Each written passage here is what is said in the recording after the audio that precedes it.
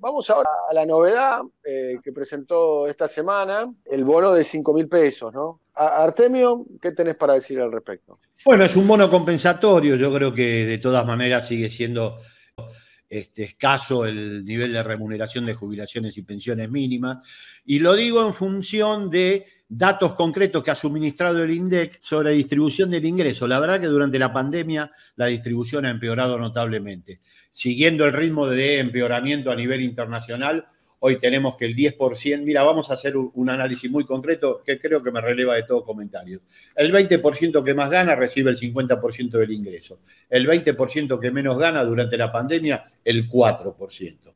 Esa estructura distributiva es insostenible y se ha construido, obviamente, con la herencia de Macri, el impacto económico de la pandemia, y yo creo que también la falta de energía, volumen o músculo para desplegar un shock distributivo en Argentina que se hiciera cargo de esta circunstancia de ingreso. El INDEC ha demostrado claramente que tenemos hoy un salario promedio de 40.000 pesos y que tenemos una línea de pobreza para 4 personas de 60.000, y efectivamente eso es lo que está ordenando el tipo de crecimiento económico que hay en Argentina. Se detuvo el consumo en marzo, hay un techo de cristal puesto al consumo por los niveles de ingreso y por esta estructura distributiva, y creo que el gobierno hace bien en cambiar o por lo menos comenzar a dar señales de que quiere alterar esta circunstancia tan gravosa que, vuelvo a insistir, nos remite al patrón distributivo existente en el año 2002, en plena crisis de la convertibilidad. ¿Podés volver a explicar, Artemio,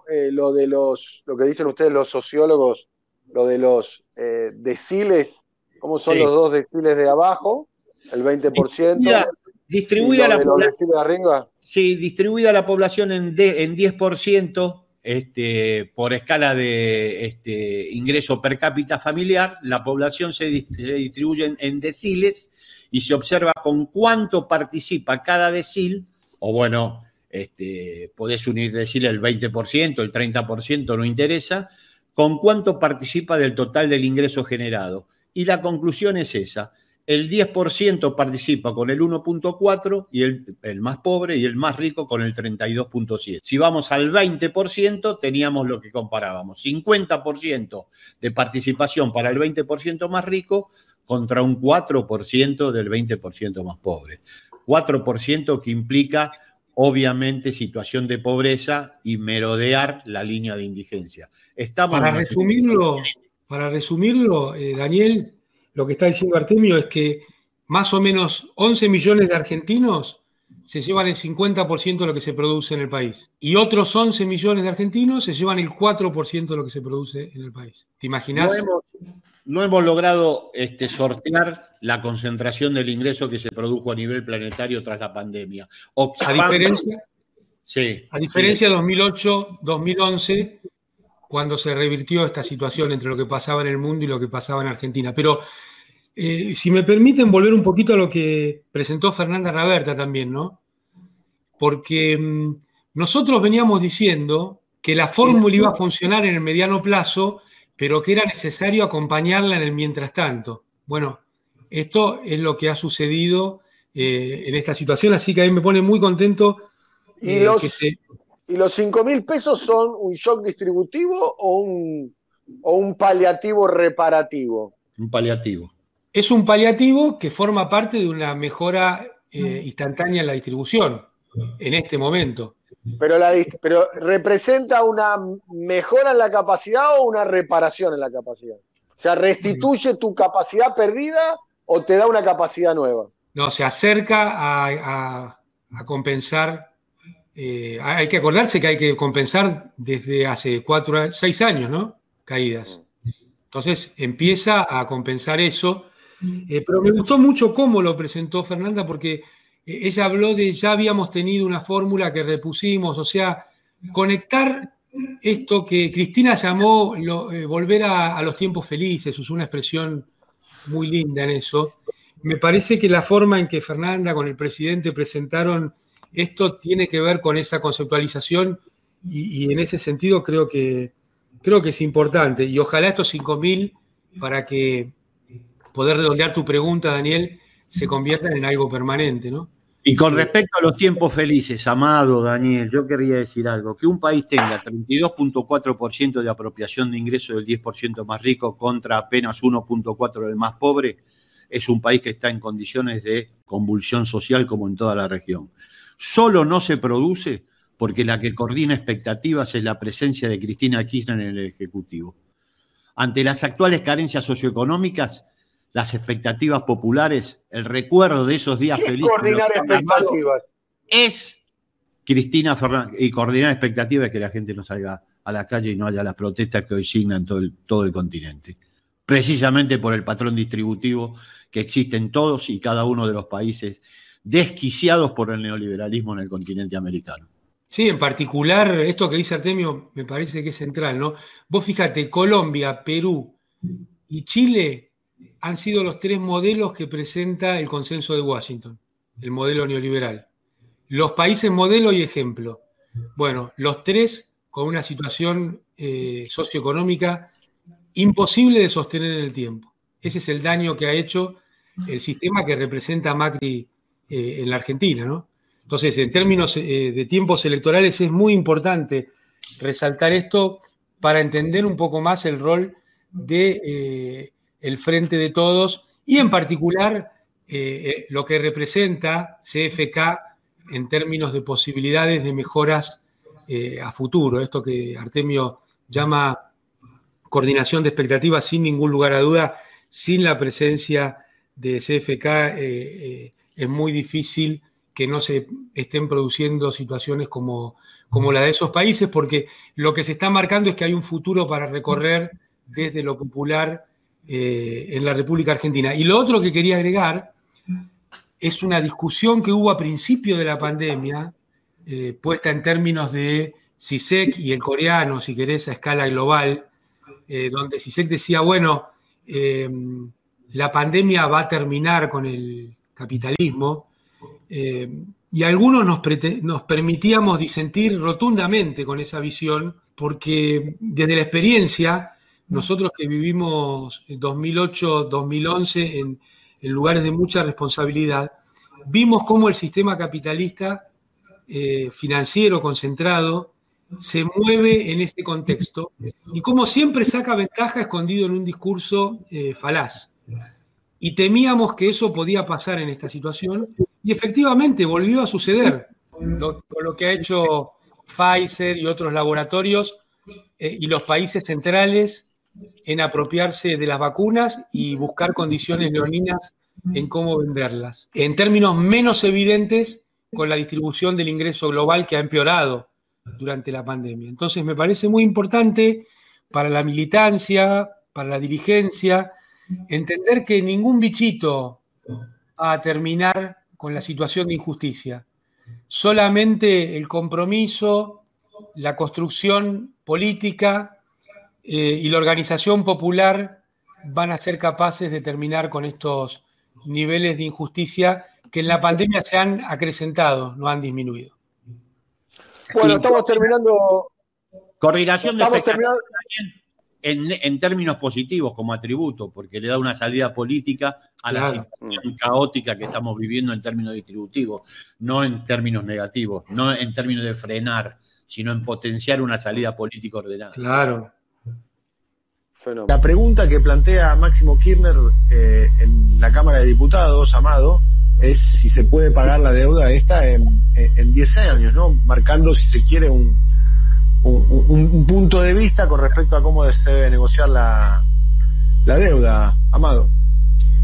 Me parece, Daniel, que es muy importante los diversos temas que tocó en esta presentación como jefe de bloque en la Cámara de Diputados, Máximo Kirchner, ¿no? Muy importante, y te diría que yo me siento muy, muy representado por los temas que eligió y por cómo los trató, por cómo vinculó el tema de las vacunas con el tema del Fondo Monetario, porque no son cuestiones distintas, ¿no?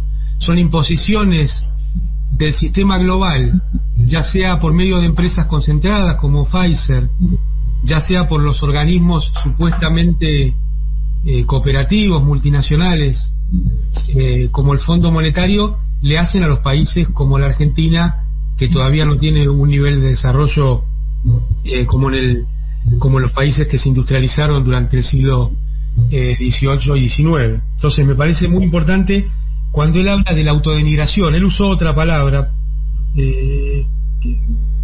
pero hablaba de la autodenigración, que es un término que nos viene de Jauretche, así que me gusta que rescate esta forma de plantear las cosas. ¿Y por qué siempre estamos esperando que nos validen desde afuera, no?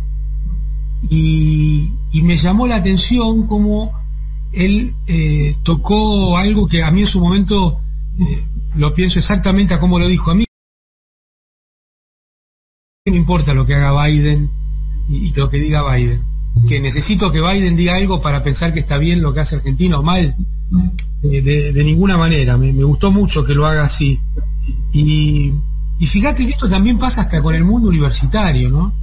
Esperamos que venga alguien con un título afuera, como si esto fuera más importante que un título en la Argentina, y la experiencia de haber vivido la realidad cotidiana de nuestro país. Yo en esto me parece muy importante todo lo que señaló, y le respondería, no se puede pagar en 10 años.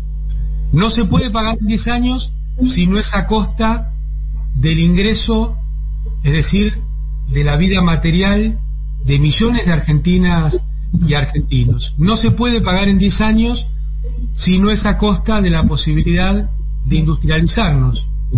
No se puede pagar en 10 años si no es a costa de tener una política soberana. Y fíjate que se juntan los tres ejes, ¿no? La libertad, la justicia social y la soberanía. Así que me parece muy importante lo que dijo, cómo lo dijo, y la temática que elige, porque esto de la autodenigración es central, ¿no? Necesitamos que un sector grande de la sociedad necesita que lo validen de afuera para pensar que hace las cosas bien. Esto tiene una larga tradición en la Argentina, y te diría que también en el mundo intelectual de la Argentina, y en gran parte del sistema político argentino. Y creo que es el nudo y el eje de todas las desgracias y de todas las cruceras. Bueno, Artemio, ¿algo para agregar con respecto a la cuestión del fondo, las vacunas, el contrapunto que se plantea entre... No, reforzar la idea de Amado, completamente de acuerdo. Obviamente esto no tiene en 10 años la posibilidad de pagar a Argentina sin postergar su desarrollo. Yo me acuerdo de una frase de Barán y Suisi, creo que Amado se va a acordar, de dos viejos economistas marxistas, Paul Barán y Paul Suisi, los dos poles. Y Paul Suisi, los poles. Los poles. Exactamente. Me acuerdo que decía que el imperialismo, el impacto del imperialismo tenía dos efectos. Por un lado, lo que te extrae, el excedente real, el que se extrae compulsivamente. Pero otro, el excedente potencial, aquello que no te permite realizar. O sea, había un doble movimiento. Claramente la dependencia, la extracción, la expansión de riqueza, pero también una estructura económica que te impide realizarte como país autónomo. Y yo creo que esas dos cosas están en los planes del fondo. No solo el plan del fondo toma parte de la riqueza de los argentinos de manera sustancial, sino que el plan del fondo te impide la realización, que quizá es tanto o más grave que la expansión directa de riqueza que supone el pago de estos intereses usurarios que, comparto con Amado, no se pueden pagar en 10 años. Y con respecto a Jauretche, que lo cite Máximo, pensar que la academia a Jauretche la consideraba siempre y lo consideró siempre sociología de estaño. Ni siquiera se estudiaba. Qué buena la sociología de estaño. Qué buena la sociología de estaño y qué bueno. Y qué útil para el desarrollo de la patria, ¿no? Exactamente. Si me permitís, Daniel, volver sobre este tema. Sí, claro. Esto que estaba señalando Artemio, la deuda es un condicionante en términos dinámicos, porque te disminuye mucho el campo de posibilidades hacia adelante, y además el famoso, entre comillas, la confianza. Ayer escuchaba otra vez a ¿cómo se llamaba? La que fue gobernadora en la provincia de Buenos Aires, a María Eugenia Vidal, sí, hablar de que Argentina, decía en un canal de televisión, bueno, en Argentina, yo estuve en Estados Unidos, dice, y en Argentina, y no hay confianza en la Argentina, entonces no va a invertir nadie. Bueno, le recordaría que cuando ellos estuvieron nadie invirtió primero, o sea que fracasaron aún en términos de su propia conceptualización. Y lo segundo es que hay que desentrañar qué quiere decir la confianza en términos sociológicos, ¿no? La confianza es que el acreedor haga lo que le pide, perdón, el deudor haga lo que le pide el acreedor. Es decir, hay confianza si Argentina hace un plan de ajuste, hay confianza si Argentina no se puede realizar, si no, no hay confianza. Entonces, es mentira que la palabra confianza significa lo que en términos semánticos, populares, estamos acostumbrados a pensar, confío en vos. No, en términos políticos, en términos financieros, la confianza es que supedites tus necesidades a lo que te manda hacer el acreedor. Por eso guarda con el uso de ciertas conceptualizaciones y ciertos desarrollos en el propio frente, ¿no? En el propio frente nacional y popular que está en el gobierno argentino. Volviendo a Jauretche, se tiene confianza cuando uno sigue las recomendaciones de los acreedores, pero no el ejemplo. Eso, o cuando vas a comprar al almacén con las instrucciones del almacenero, ¿no? Exactamente. La sociología de estaño tenía mucho para decir. Tiene.